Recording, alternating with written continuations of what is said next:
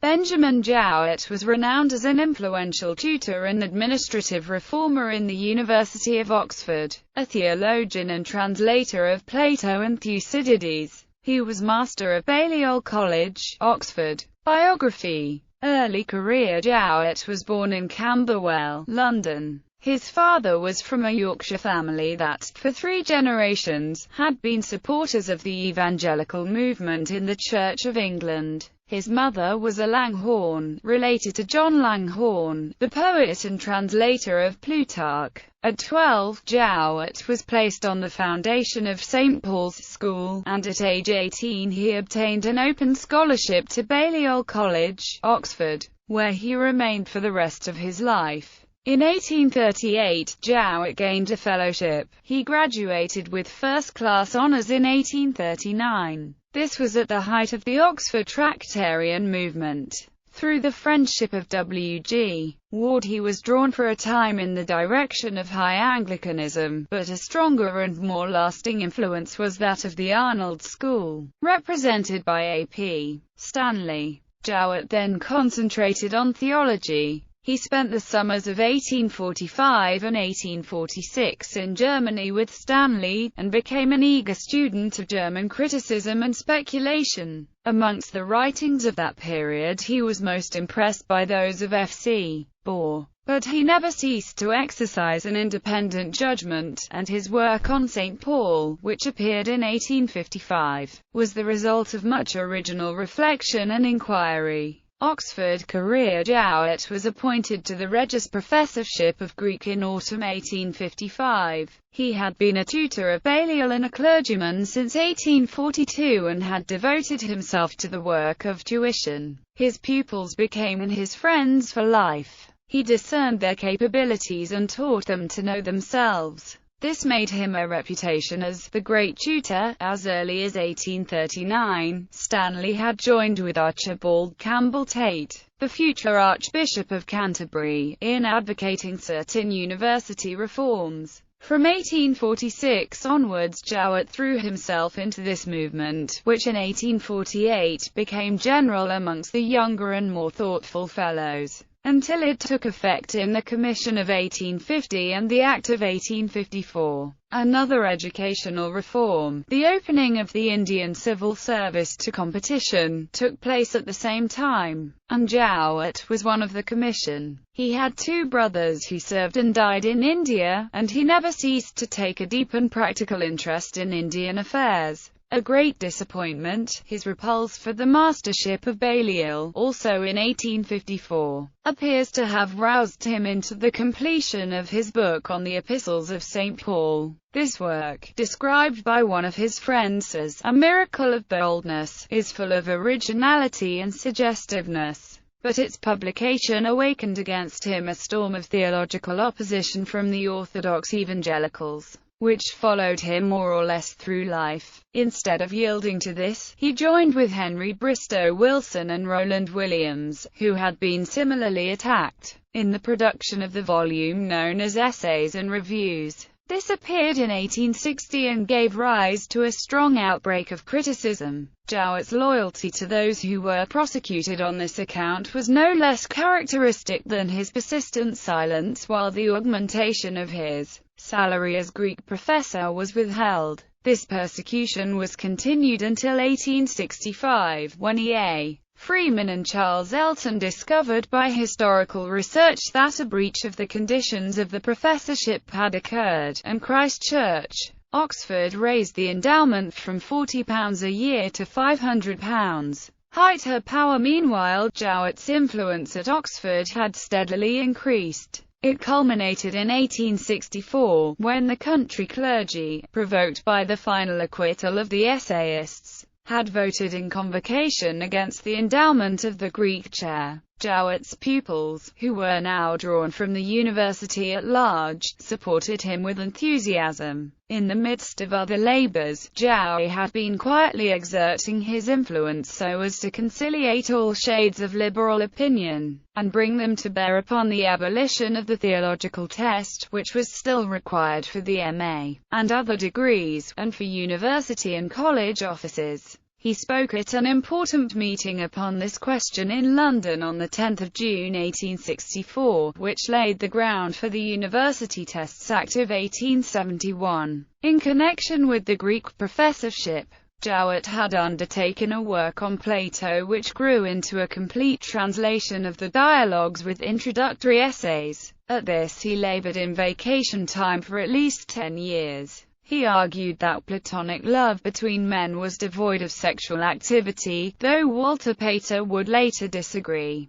But his interest in theology had not abated, and his thoughts found an outlet in occasional preaching. The university pulpit, indeed, was closed to him, but several congregations in London delighted in his sermons, and from 1866 until the year of his death he preached annually in Westminster Abbey, where Stanley had become dean in 1863. 3 volumes of selected sermons were published posthumously. The years 1865 to 70 were occupied with assiduous labor. Amongst his pupils at Balliol were men destined to high positions in the state, whose parents had thus shown their confidence in the supposed heretic, and gratitude on this account was added to other motives for his unsparing efforts in tuition. In 1870, Robert Scott, Master of Balliol College, was promoted to the deanery of Rochester, and Jowett was elected to the vacant mastership by the Fellows of Balliol. Jowett attributed this arrangement to his friend Robert Lowe, afterwards Lord Sherbrooke. From the vantage ground of this long-coveted position, the Plato was published in 1871. It had a great and well-deserved success.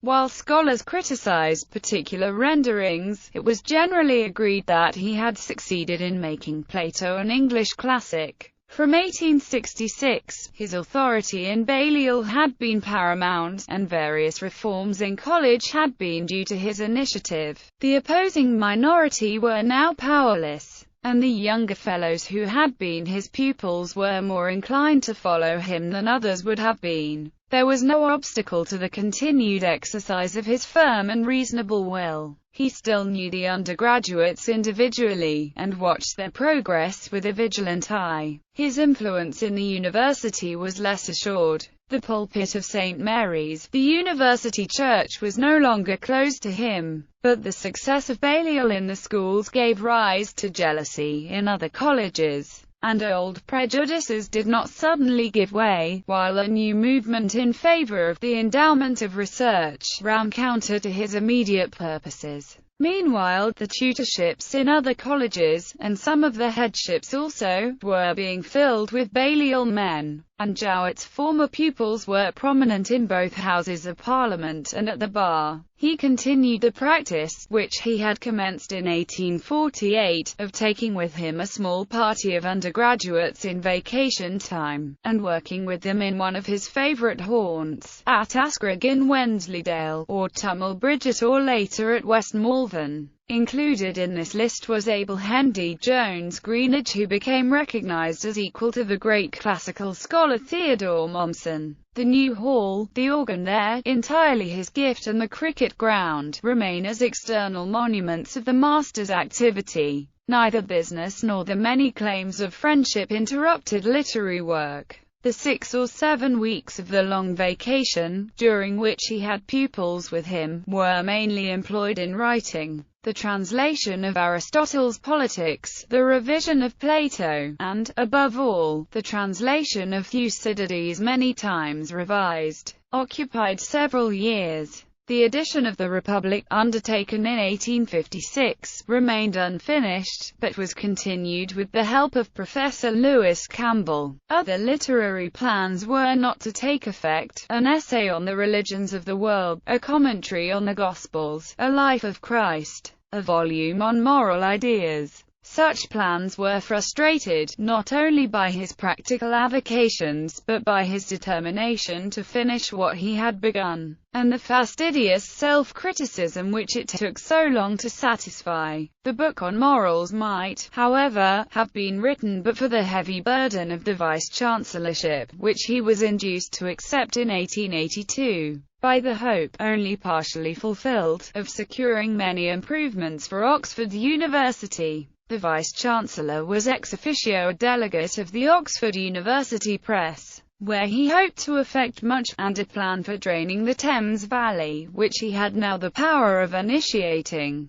was one on which his mind had dwelt for many years. Later life and death. The exhausting labours of the vice-chancellorship were followed by illness. After this he relinquished the hope of producing any great original writing. His literary industry was thenceforth confined to a commentary on the Republic of Plato, and some essays on Aristotle, which were to have formed a companion volume to the translation of the Politics. The essays which should have accompanied the translation of Thucydides were never written. Jowett, who never married, died on 1 October 1893 in Oxford. The funeral was one of the most impressive ever seen in that city. The pallbearers were 7 heads of colleges and the Provost of Eton, all old pupils. Theologian, tutor, university reformer, renowned master of an Oxford college. Jowett's best claim to the remembrance of succeeding generations was his greatness as a moral teacher. Many of the most prominent Englishmen of the day were his pupils and owed much of what they were to his precept and example. His penetrative sympathy, his insistent criticism, and his unwearying friendship.